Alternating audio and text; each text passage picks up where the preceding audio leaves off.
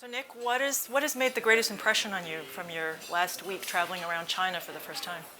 Well, it was really a completely fascinating and eye-opening and informative trip. It's for a person like me who has never been to China before, it's a bit overwhelming to spend 7 days. At the end of 7 days, I feel a little more confused about things than I felt after 3 days. But slowly pieces are starting to come into place. You know, we talked to a wide range of people. We talked to professors, we talked to business people, we talked to school children, we talked to members of the government, we went to people's houses for dinner. For me, by far the most both fun and enlightening and free-flowing conversations we had were at people's homes. We had one dinner at the home in Beijing of an opera singer and his wife, and they had an architect there and an artist, and we talked about a wide range of things, including their experiences in the Cultural Revolution, freedom of expression. It was just a fabulous dinner, and we really all had a great time. Excellent. What has surprised you the most about China?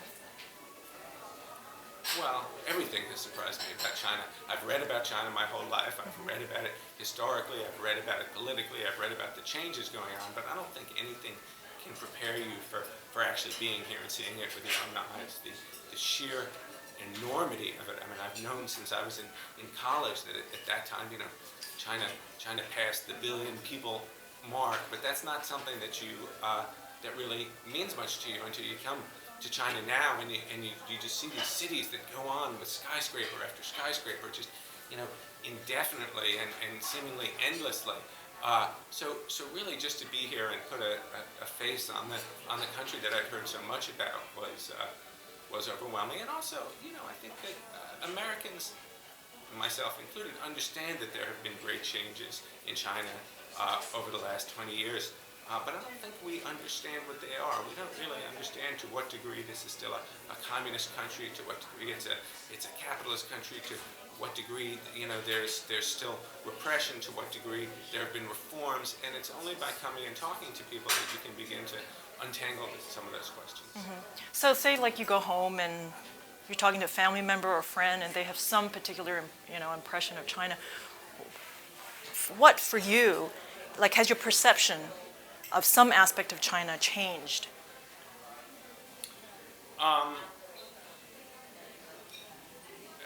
I mean, it goes back to what I was just saying. I mean, I think I didn't understand the degree to which China has opened up. I mean, I understood it on paper, but I didn't understand it on reality. I didn't know how free-flowing our discussions would be, how open people would be about talking about things I wanted to talk about, how educated people in the cities would be, how much money there was flowing around, certainly among the elite.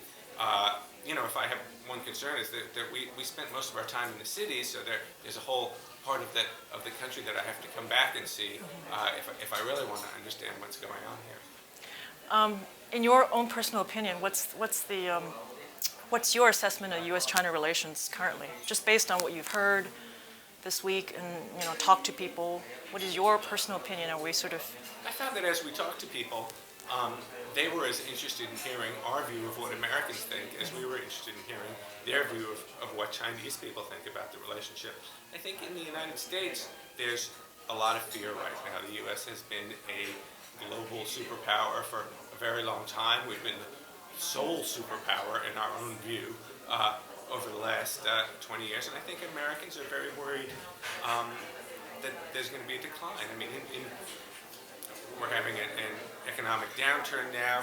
That in combination with reading all these stories about the rise of China makes Americans think, you know, is this going to happen at our expense? If China gets bigger and richer and stronger, and it has, you know, ships in the South China Sea, and it has relationships with countries that we used to have prime relationships with, how will that hurt us?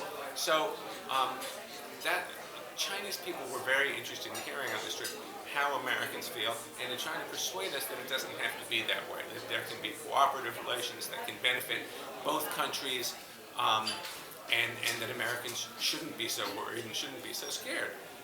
And so I think I don't know the answer to that question. I don't know to what degree China can rise without America falling. I don't know what it means for America if there are other great powers that are getting stronger and richer. And I think this is a debate and a discussion that's going to go on for a long time as we try to sort out relations between both countries.